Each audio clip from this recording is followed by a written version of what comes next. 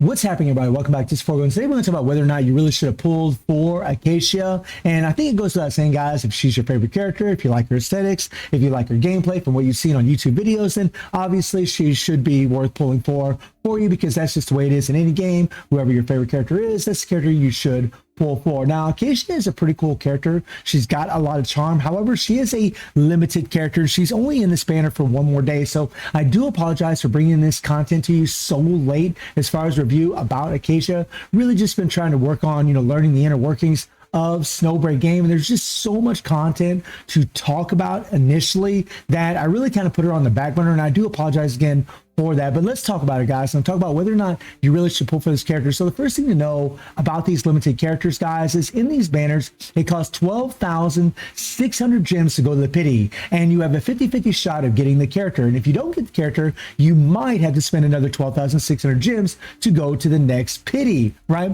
And the rate up for these characters is 1.86% as far as the limited characters are concerned. And this should go for the next upcoming character, who is Chen Xing, who looks absolutely amazing, but still you might get one of these other characters. So before you even think about pulling in these limited banners, you really should think about how much gems you have. Are you a spender? Are you free to play? And will it be worth it for you to go ahead and come in here and pull? Now, the good thing about these banners is whatever you pull in here, whatever progress you've already done in the game, it will carry over to the next limited banner. So that's actually really good that it does carry over to the next banner, right? This echo event is an operator limited event. Performing echoes in this event will accumulate the echo count for the operative limited event echo pull, which carries over to future operative limited events. So that's pretty awesome. Another thing to note about whenever you pull in these banners is whenever you pull purple tier operatives, they convert into either 30 shards or you get a reroll code of 5. And if you get an orange tier operative,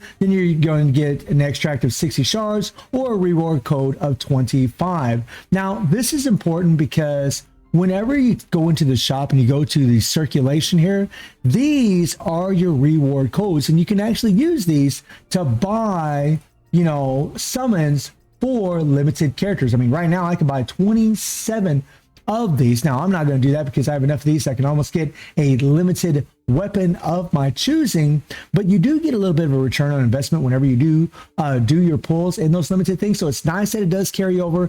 It's nice that you do get a return on your investment, and it's the same in the weapon banner. And that's another thing about these characters, is that you're going to pull for a specific type of weapon for them, right? So we're always going to need to take a look at the weapons, what they actually offer for the character, and maybe even for your team, like this weapon in our situation. And this is the same thing, guys. You'll spend 9,600 gems to go to the pity, and it's a 50-50 shot. And if you don't get the weapon, then the next time you go to the pity, you'll get the weapon guaranteed. And it works the same way for the limited operatives. So you could end up spending, 19,000 gems, and this, you could end up spending, 25,000 gems in the limited banner for the character if you have abysmal luck. And yes, you will get a limited character at the 50-50 shot, but it might not be the character that you're pulling for. And that's the reason you are pulling in this banner. And you might not get the weapon you want. And again, that's the reason you are pulling in this banner. So you can spend a lot of gems, even with the reimbursements in here. So you really need to be careful, especially free to play, as far as, pulling in these things. Like, unless this character is really someone you want, I would say right off the get-go that you should be very wary of pulling for them. So let's talk about Acacia, and let's talk about, how good she is, what she's actually good for, what can she do for your team, and so on. So Acacia is a Frost character, and she's a pretty damn sweet character because of her skills. Now, her standard skill throws out what's called these moon darts, kind of like these boomerangs that spin around. And whenever you level up the neuronics, they will actually, you can actually unlock. First, you start off where you can just throw out one, but then you can unlock it to where you can throw out 3 of these moon darts all at the same time, which means a whole lot more hits, a whole lot more damage, which is very useful, obviously. And then when you level it fully up, right, whenever the moon dart reaches 3 stacks, inflicts a frozen effect on target for 3 seconds and marks it with a frost moon. This is really important because it's going to aid in your damage, and it's also going to apply a little bit of CC, which is nice. when the target is marked with Frost Moon, is shot by Acacia, Frozen is removed, and the target is knocked into the air and dealt 200% of attack as frost damage. Each target can only be frozen one time every 15 seconds. So the CC is nice, but it's only every 15 seconds. So do keep that in mind with this character. But this thing really is a godly thing to have. And then the support. So when it comes to the support, guys, this thing, she'll throw out her darts and it's still going to do a bunch of damage. But the thing that's nice about it is will decrease their all type resistance. So no matter what team you have her teamed up with, whether it's Frost, whether it's electric, whether it's kinetic, it really doesn't matter. She's going to decrease the resistance by 14.4%.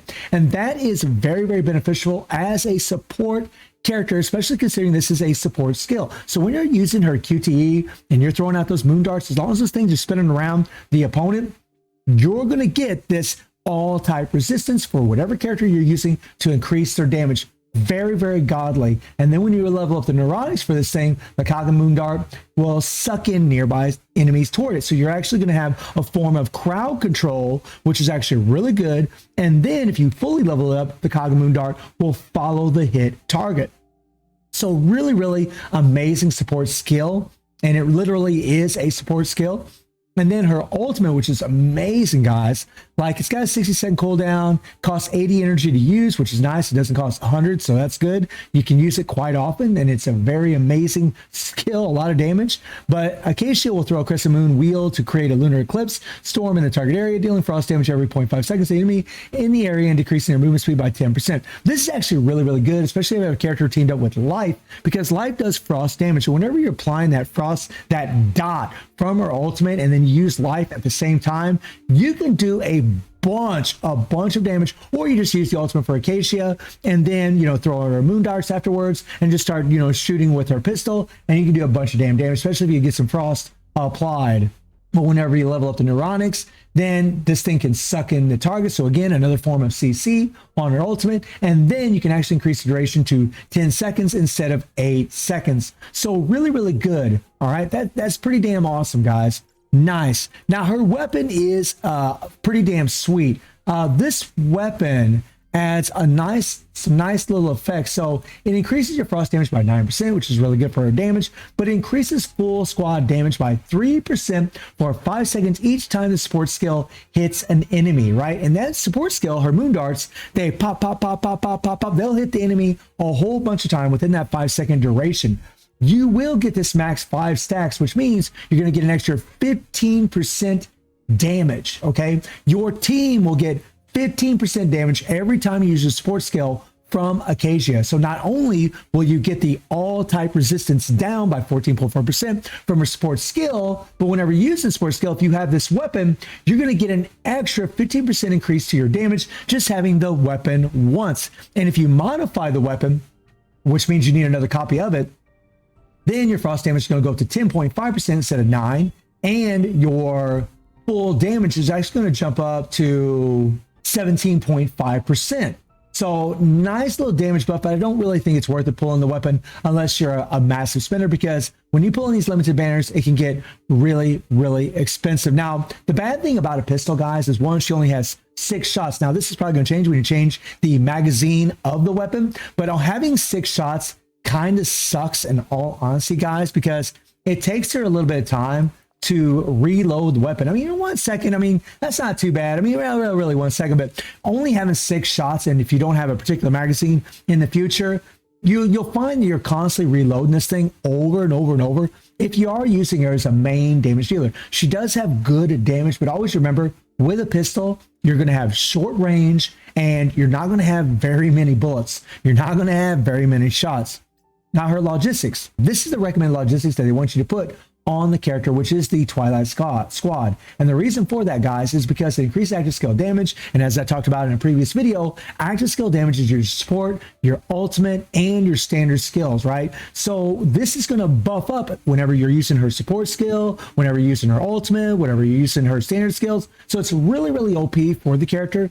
And then this is really where it gets good. So whenever you have, all 3 of the logistics equipped, after dealing damage with an active skill, which again is any one of the 3 that I just mentioned, the target's resistance to that type of damage decreased by 16%, which means that's going to decrease frost resistance by another 16%. So if you ever teamed up with a frost character, especially a character like Limited Life, not only will you get the 14% all type resistance reduction from the support skill, not only if you have the weapon, you'll get the extra 15% increase to damage, but you'll also get this decrease by 16% with these logistics equipped on her, guys. You just get insane support buffs from this character, and that's really where I feel she really lies as far as her relevance is concerned. Again, she is a good damage dealer, but that pistol really is kind of annoying to play with at times. But again, I mean, if you're a pistol player, then maybe you'd want to play with her with the pistol. Now, her manifestations are pretty damn interesting because whenever you level up her first manifestation,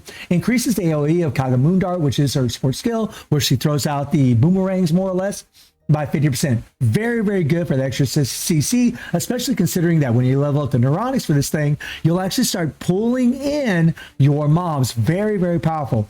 But this is where it gets really good. Whenever you level up the manifestation twice, then you get, when equipped with a frost weapon, so even if you don't have like her 5-star weapon, you just equip a different frost weapon to this character, you'll increase the Kaga Dart's resistance reduction effect by 40%. And this is all type of resistance, guys. Again, whether it's kinetic, whether it's electric, whether it's frost, it doesn't matter. It's going to decrease it by 40%. And one great thing about Snowbreak is whenever you do get one of these characters, you can actually farm for them. It's a hell of a grind, but you can farm for them completely free to play. So that is a really good thing that they did in this game. And man, once you unlock this, that is just going to be OP for whatever team you have her teamed up with, but especially a frost character, when you have the logistics, when you have the Twilight Logistics equipped to her. I mean, it's just OP for damage. You level the manifestation 3 times, increase duration of all Crescent Moon Darts by 2 seconds, which is great.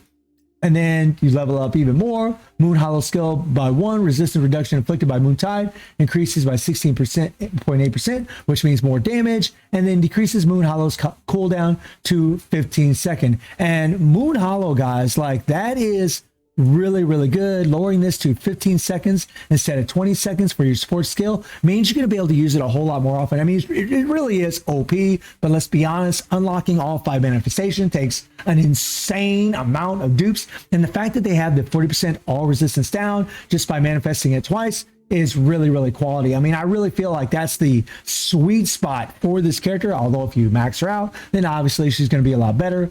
And we've already talked about the neuronics. So I feel like considering the kit that this girl has, I really feel like she is really more of a support character for whatever team you're going to have her teamed up with. She can be a really good damage dealer, especially considering that she gets a boost to her attack whenever she freezes. But again, that's only on a 15-second cooldown. It's not very often that you can actually do that. And so that's why I kind of think that she's really more suited as a support character for any team, but especially a Frost team, you know, because of these logistics, that really does help as far as the damage on your Frost team. So if you have a limited life, I do think that this is an amazing character to have, but I also realize that all you free-to-play players out there, you probably don't have the gems. You probably just really don't have the gems to pull in this thing. But remember, if you do pull in these banners, these numbers will carry over. This 16 that I have here, this will carry over to the next better whenever Chen Xing shows up in the game. But something else to remember about this game is that they give you really good enough characters